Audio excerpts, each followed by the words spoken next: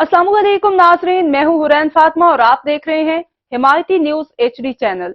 नजर डालते हैं आज की अहम खबर पर। DIG Punjab highway petrol Punjab doctor Athar Waheed ने नई ऑपरेशनल होने वाली पेट्रोलिंग पुलिस पोस्ट बुच्चा चट्ठा डिस्ट्रिक्ट वजीराबाद का इफ्तिताह किया। रीजनल पेट्रोलिंग ऑफिसर इरफानुल हक सिलहरिया और दीगर सीनियर अफसरान ने उनका इस्तकबाल किया।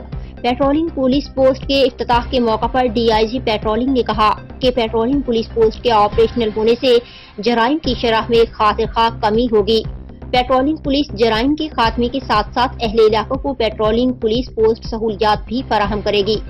उन्होंने कहा कि पंजाब में 362 चेक पोस्टों पर 12,000 ऑफिसरों एहलकार तैनात हैं जो अपने फराइज़ मनसबी अहसन तरीके से सरअंजाम दे रहे हैं।